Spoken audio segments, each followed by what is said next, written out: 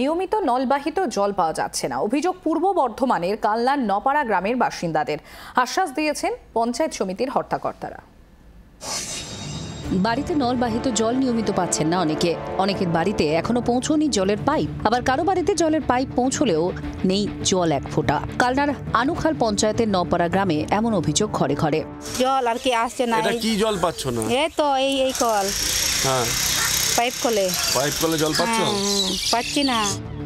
আপাতত এলাকার একটি টিউবওয়েলেই ভরসা, ফলে জলের জন্য দিতে হচ্ছে লম্বা লাইন।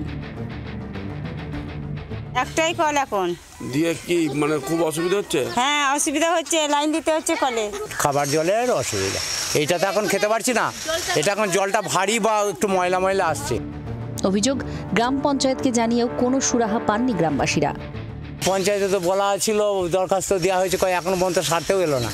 দ্রুত পানীয় জলের ব্যবস্থার আশ্বাস দিয়েছেন পঞ্চায়েত সমিতির সভাপতি। প্রধানকে বলতে পারি যত তাড়াতাড়ি হয় ওদের পানীয় জলের ব্যবস্থাটা করে দেয়। আমাদের পিএইচের কাজ চলছে, যতটা তাড়াতাড়ি হয় করবে, আর ওইটার জন্য দপ্তররা সব দেখাশোনা করছে। কালনার নপাড়ার মানুষের কাছে জল পৌঁছতে আর কত সময় লাগে তাই এখন দেখার। কালনা থেকে সঞ্জয় রাজবংশীর রিপোর্ট, জি 24 ঘন্টা। বাংলার আওয়াজ, বাঙালির আবেগ, জি 24 ঘন্টা।